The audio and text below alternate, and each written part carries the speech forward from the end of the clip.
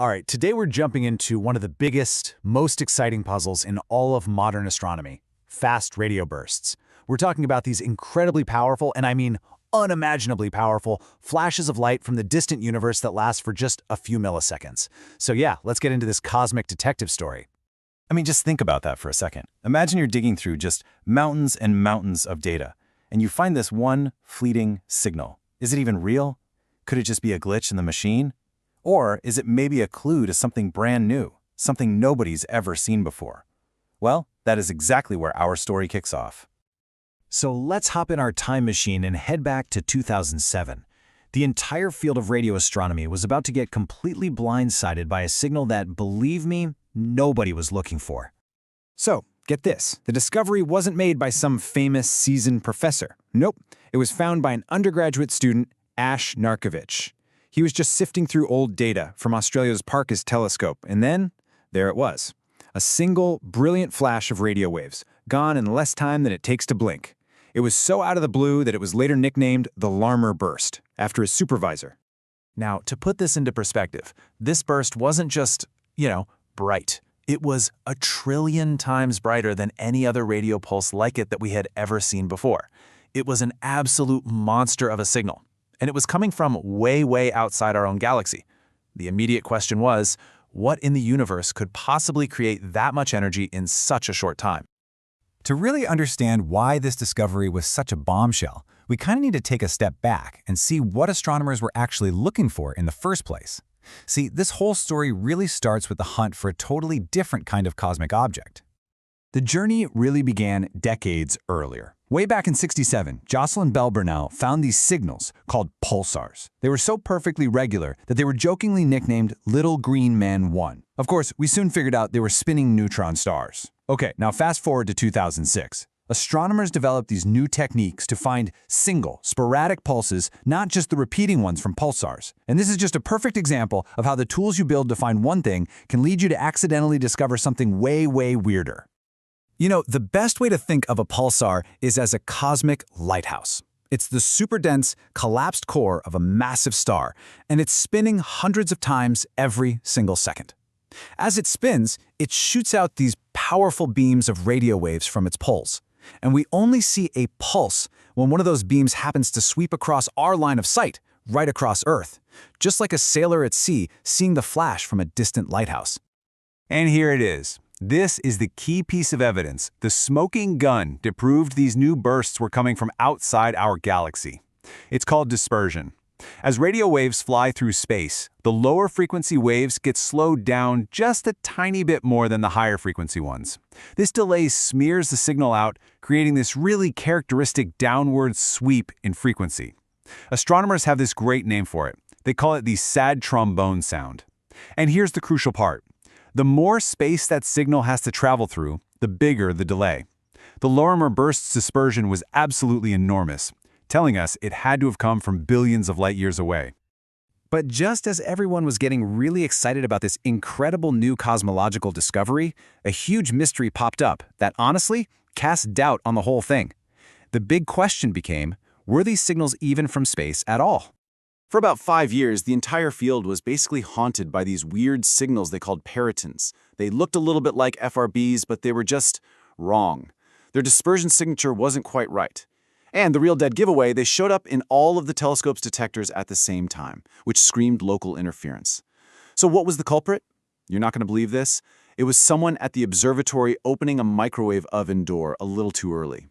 This bizarre, kind of hilarious confusion stalled the whole field for years. Well, all that doubt was finally put to rest in 2013. A team led by Dan Thornton, they used these new, much more sensitive digital instruments at the Parkes telescope, and bam! They found 4 more bursts. And these were the real deal, unambiguously real. Their dispersion was perfect. All their properties pointed to a cosmological origin. And with that paper, the field of fast radio bursts was officially, finally born.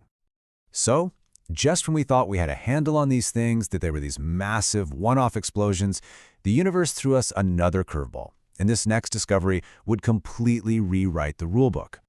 And it all started with one of the most wonderfully understated emails in the history of science. In 2015, a graduate student named Paul Schultz sent an email with that subject line. What he'd found was more bursts coming from the exact same spot in the sky as a burst that had been discovered back in 2012. It was repeating.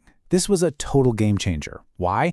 Because a catastrophic one-and-done event, like two neutron stars colliding, well, that can't happen twice in the same place. Something else had to be going on. The fact that it repeated was just revolutionary. It meant that astronomers could stare at that one tiny spot in the sky, not just with one telescope, but with a whole network of them working together, a technique called interferometry. And that gave them the incredible precision to pinpoint its exact location.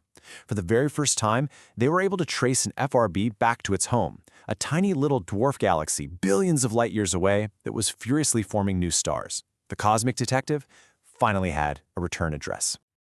So the discovery of that first repeater, it didn't just solve one mystery, it basically opened the floodgates. With new telescopes coming online, astronomers went from having just a handful of these events to being completely overwhelmed by them. Take the CHIME telescope in Canada. It's this revolutionary new instrument, and it started finding FRBs at just a staggering rate. It discovered over 500 new sources in its very first year. There is no way for humans to manually analyze that much data. It's simply impossible. So, scientists had to turn to a brand new tool, artificial intelligence. So to sift through this data deluge, scientists are using really sophisticated machine learning. You can think of it like they have two different kinds of detectives on the case. One method, called PCA, is kind of like a sketch artist. It quickly captures the main features of a signal to spot anything that looks unusual or out of place. But the other, a deep learning method called a CAE, that's more like a forensics expert. It meticulously analyzes every tiny, intricate detail to reconstruct a really complex picture of what the burst truly looks like, even through all the cosmic noise.